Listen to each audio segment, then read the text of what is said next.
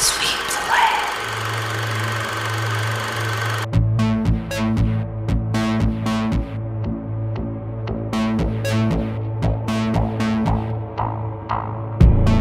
He pointed to the sky and grumbled over and over, quote, "Der Gabelschwanzteufel, the fork-tailed devil."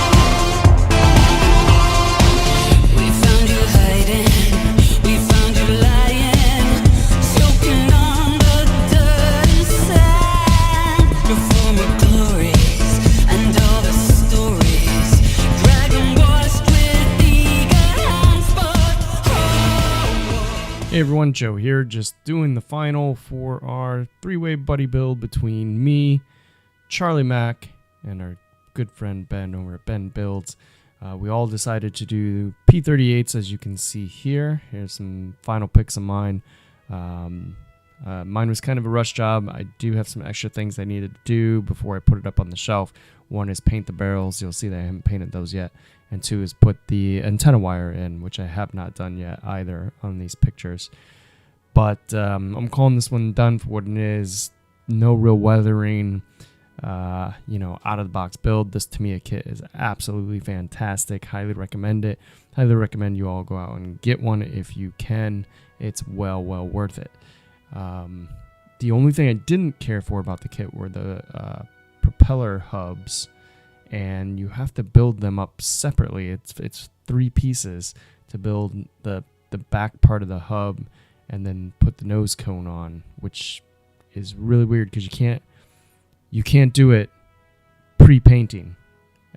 I mean, you could, but it's an odd setup. For those that have built this kit, you know what I mean. But anyways, here's what we have.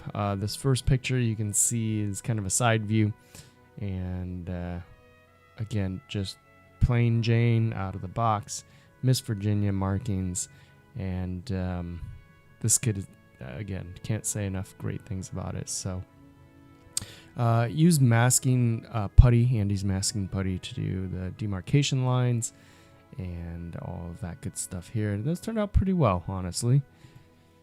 And you can see here a little bit more of a front side underneath kind of view. Again, everything went together really well. You could go to town with this thing and really detail it up. And this third pic here, kind of a side view from the top, you can see our panel lining. I didn't do any pre-shading on this, to be honest. I black based this, and then I just came through and switched up, doing random coats of paint. I didn't change the color of the paint. The only thing I did was maybe put it on a little heavier in some areas and not so much in other areas. And I think it turned out pretty well for a nice little experiment here. You can see the tonal modulation as well. Is it as exaggerated as pre-shading? No, not really. But again, I wanted to try something different, try something new. You can also see our panel lining did really well as well. Of course, I still did a panel liner after putting on the gloss coat and decals and all that good stuff. And here on the backside, you can see a little bit more of that modulation. Again, this kit is just fantastic. It does come with like 100 stencils, which is rare for a World War II plane. I left a lot of them off just because I wasn't doing a detailed level build. In this particular one, as I mentioned before, just real quick, building with some good friends on a P-38. And like I think I mentioned it before, and it was blasphemous, the P-38 is not one of my most favorite aircraft. Certainly not my least favorite, but I'm kind of a stranger to the plane. It's not something I'm very, very familiar with, but I know it's very iconic. Everybody loves it. Pretty cool theory. Awesome fighter, awesome plane itself. So finally, we have a close-up of kind of the cockpit area. Masking came out really, really well. I was really happy about that. Probably one of the cleanest masking jobs for a canopy that I've been able to do. And yeah, the varnish I used on this, the final varnish was the VMS flat, the matte. I usually do their satin, but I think I'm kind of leaning more towards this matte as a final one.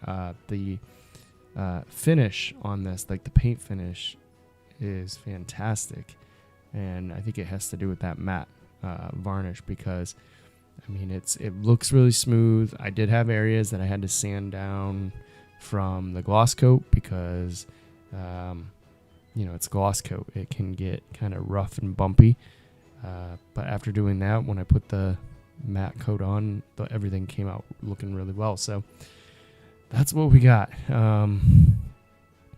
Really, really had a good time building with Charlie Mack and Ben. I know Ben is just posting up a video today. Charlie Mack's been done for quite some time. Both builders, fantastic. They took on those Academy kits, and my hat's off to them, because with how I was struggling just getting this one done, and it was the most beautiful Tamiya kit I've ever had. I don't know if I'd be able to do an Academy kit and finish it. So I will gladly do another buddy build with Charlie, and of course Ben and I have our series, so that's always fun. And go over there, check out the channels. You'll have to go back a little bit for Charlie's, but please do check it out, because it turned out awesome. Two great people, two really, really good human beings. So fun build. I've got a Bofors build I'm doing in tribute for Jim Stein, and that's about all else I got on the bench. I'll be doing a final on that when it's done. So hope you all are doing well. I hope you're staying safe. Until next time, take care. This city, a city.